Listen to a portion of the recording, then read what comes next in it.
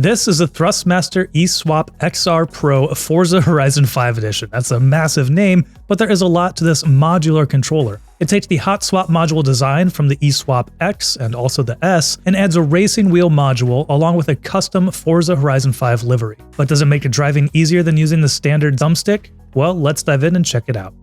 Thanks for watching 9 to 5 Toys. Be sure to like, subscribe, and enable notifications with the bell icon so you don't miss any upcoming videos.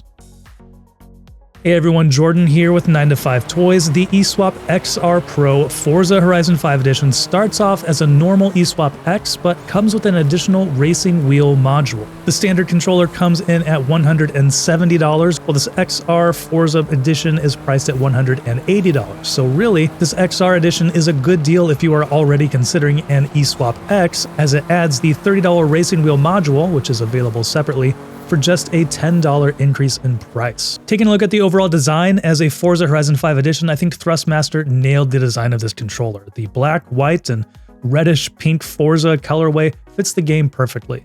Additionally, there are little Forza logos all over the controller, even on the racing wheel module. And this is based on the X instead of the S, which we did review back last year. And the difference between those two is that the X and this XR have an additional hot swap slot, so they have 3 altogether. On the back of the ESWAP XR Pro are 4 mappable buttons. By default, they are set to the face buttons, but they can also be changed to bumper, trigger, stick press, or D-pad functions, and that is done through the Thrustmaster app on a PC or on console as well. And this is the Xbox version that I have here, which is officially licensed by Xbox. Additionally, on the back of the controller are adjustable trigger stops. The full pull is a few millimeters shorter than the stock Xbox controller, and flipping the switch to shorten the trigger pull cuts it roughly in half. It's a nice change for those who want a hair trigger, but it's still not as instant as the Scuff Instinct Pro. Check out that review up here in the corner if you want to see that one. Talking about comfort, Thrustmaster has changed the grip on this controller compared to the standard Xbox controller. The ESWAP controllers are a bit taller and longer, making the ends of the handles sit deeper in the palms of my hands. But having spent the most time with a standard Xbox or Elite Xbox controller, I really had no issues adapting to the shape of the ESWAP XR. One area I think they could improve on the XR in comfort is with the pads on the sides of the controller. They are smooth, which in my opinion can get a little bit slippery. Even on the ESWAP S, most of the bottom half of the controller has a textured finish, which provides a little bit more grip. So I think they could have at least made the black pads on the sides textured, or better yet, rubberized for a little bit more grip. Otherwise, the rest of the controller feels and performs great. The only face controls that can't be swapped out are those face buttons. They have a nice tactile click and feel, but aren't quite as loud as those from the ESWAP S or the Razer Wolverine V2 Chroma. I prefer this tactile switch with a click as it's not as mushy as the standard Xbox controllers. And I really enjoy this feature of the hot swap modules instead of having to swap to an entirely new controller.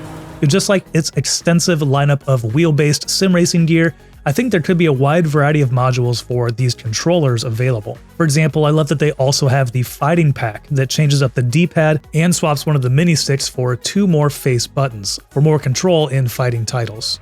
And actually swapping them out is easy. The only module that has a little bit of trouble is the D-pad, just because there's nowhere really great to grab it, but Thrustmaster includes a tool that allows you to pull it out of there a lot easier. The modules are held in by magnets, and they have a secure connection. I could get the modules to pop out if I hit the controller really hard, but I don't think this will be an issue in most situations. And now moving into the actual in-use of the racing module.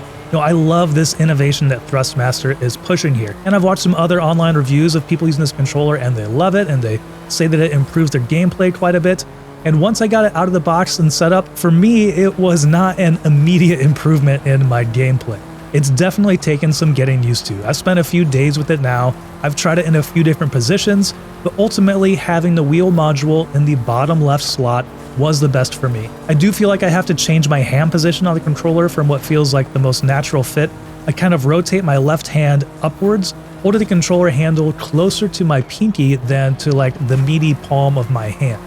Now here, my thumb felt the most comfortable placed on top of the wheel, and this is where I felt like I had the most control and precision. After using it for a while in this position, my thumb can start to get a little bit tired. It wasn't enough to make me stop playing or affect performance, but it was noticeable, in comparison to the hours that I've spent on the standard Xbox controller with sticks. The wheel does have a bit of a rubberized texture on the outside with these large ridges. They're supposed to help with gripping it, and it does work pretty well for the most part, although I still feel like it could be a little bit more aggressive either with the texture or with the size of these ridges, as if my hand got a little bit sweaty, I could feel my thumb slipping around just a little bit. And also the center of the wheel here is a smooth plastic rather than anything rubberized, so if your thumb does move into the middle, then you start to lose a little bit of grip there as well. One other position that I did play around with was using the wheel in the top left slot and then using both my pointer finger and my thumb on opposite sides of the wheel to control the car. And I felt like I had better precision here when I was able to use my fingers on either side of the wheel,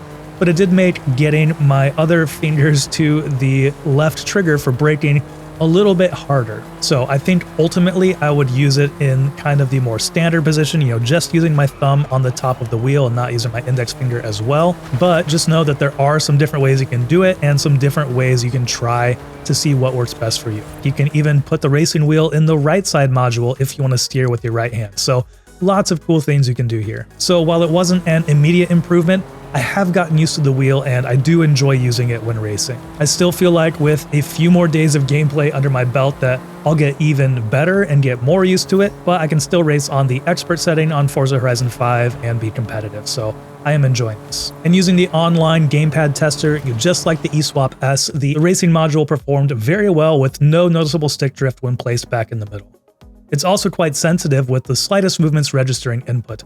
Personally, I like that, so it can be a little bit easier to fine-tune the movement of a car. And this wheel doesn't rotate a ton, so it's not like you have to, completely do some full turns to the left or right to get it to the locks. The total movement is 95 degrees, so you're getting a little bit more than 45 degrees to the left and to the right. So when you are just using your single thumb to, actually turn the wheel, it works totally fine. It's pretty easy to get back and forth to both sides very quickly. So overall, I love the direction that Thrustmaster is going with these ESWAP controllers. I want to see even more modules in here, more ways to really customize them and change up the controller to really fit, whatever game or style that you're playing. Beyond just replacing, malfunctioning modules so you don't have to replace the entire controller, changing up the functions with specific controls like a racing wheel module is just awesome. For me, it didn't necessarily make me a better driver, but I'm excited to spend some more time with it and get more used to it. Thrustmaster is a great ecosystem to get into for sim racing just on the sheer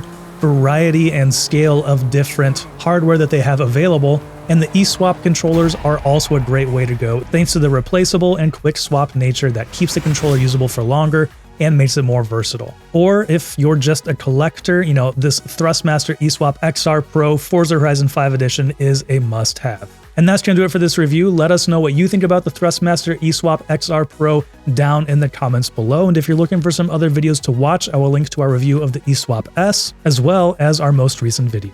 And thanks for watching. If you enjoyed this video, please give it a thumbs up so others can find it easier, and consider subscribing. This is Jordan with 9to5 Toys.